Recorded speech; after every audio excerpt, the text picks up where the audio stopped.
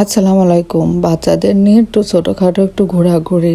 আমাদের নড়াইলে হাটবাড়িয়ায় চিত্রা নদীর পাড়ে ছোটোখাটো একটা পার্ক হয়েছে, ওখানেই আমরা যাচ্ছি। তাহলে চলুন দেখা যাক পার্কে কী কী আছে, আপনাদের সেটা দেখাবো।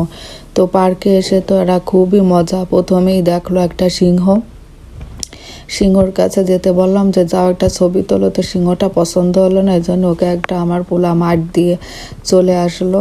তো তারা খুবই আনন্দ করতেছে। এখানে ঘোরার মতো দেখার মতো কিছুই নাই।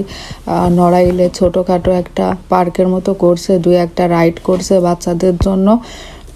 তাই সেভাবেই অনেকে এখানে আসে, কারণ আমাদের নড়াইলে ঘোরার কোনো ভালো জায়গাই নাই। তো কর্তৃপক্ষের দৃষ্টি আকর্ষণ করেই বলতেছি, আমাদের নড়াইলে বাচ্চাদের আনন্দের জন্য যেন ভালো একটা টার্ক দেয়, যাতে ওরা ঘোরাঘুরি করতে পারে। কিন্তু বাচ্চাদের জন্য ঘোরাঘুরির জায়গা না হলেও বড়রা খুবই মজা করতে পারে এখানে, কারণ এখানে চিত্রা নদীর পাড়েই আপনার পার্কটা করছে। তো পার্কের মধ্যে তেমন কিছু না থাকলেও নদীটার এপাশে যে আবহাওয়াটা আসে, খোলামেলা পরিবেশ, প্রাকৃতিক পরিবেশ, তারপরে বাচ্চারা দৌড় নড়েও খেলা করতে পারে। আবার নদীর যে সাইডটা, এটাও দেখতে খুবই মজা লাগে। আবার খুব গাছগাছালি লাগাইছে, ফুলের গাছ টাছ, প্রাকৃতিক পরিবেশ খুব সুন্দরই লাগে দেখতে। তো এটা হচ্ছে আমাদের নড়াইলের চিত্রা নদী। তো চিত্রা নদীর পাশেই বসে আছে কিছু মানুষ, তারপরে নৌকায়ও অনেকেই ঘুরে বেড়াচ্ছে। তো আমরাও ঘুরছি, দৌড়াদৌড়ি করছে। এবার আমার বোনের মেয়ে বলতেছে ও বাদাম খাবে, তো ওকেও বাদাম কিনে দিলাম। তো ওর নানু বসে পড়ছে বাদাম খাওয়া নিয়ে। তো আমাদের নড়াইলে তেমন ঘোরার জায়গা নাই। একটা এটা হাটবাড়িয়া এটা আছে, আর একটা আছে চিত্রা রিসোর্ট। তা চিত্রা রিসোর্টটা তেমন ভালো না, এটাও তেমন না। তো এখানে একটা নৌকা আছে, নৌকার মধ্যে বসলে আমার মেয়ে নৌকায় ওঠার জন্য খুব পাগল হয়ে যাচ্ছে।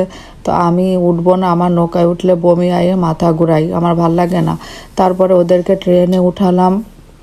ট্রেনে উঠায়, এবার উঠলো, ঘোড়ায় উঠলো, ওরা খুব মজা করতেছে। তারপরে খেলাধুলা করে ওদের খুবই কষ্ট হয়ে গেছে, এবার বলছে ঠান্ডা কিছু খাবে।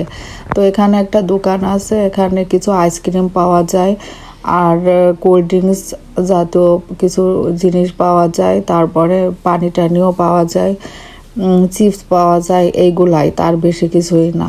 তো এখন এখানে এসে সবাই কোনটাকে খাবে কি করবে সেটা নিয়েই ব্যস্ত। কেউ বুঝে উঠতে পারতেছে না কে কি খাবে। তো আমার বোনের মেয়ে তো বলতেছে এটা খাবো ওইটা খাবো।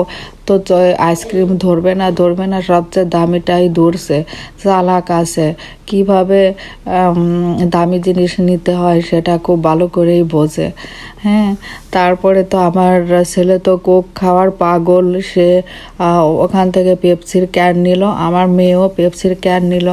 আম্মু আইসক্রিম নিল, আব্বু কিছুই নিল না, আব্বু শুধু একটা পানির বোতল নিছে।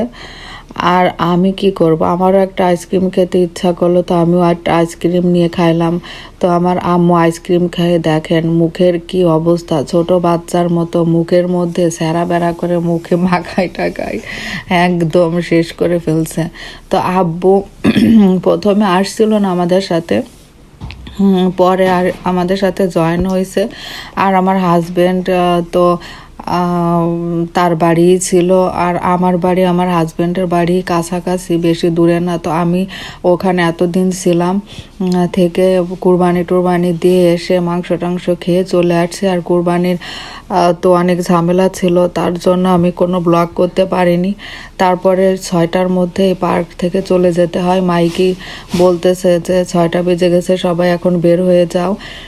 তো এখন আমরা কি করব, প্ল্যান করলাম। আমার মেয়ে বলতেছে যে ও এখন ভ্যানে ঘুরবে। তারপরে আমরা ভ্যানে উঠে খুব মজা করে দুলতে দেখেন ঘুরে বেড়াচ্ছি।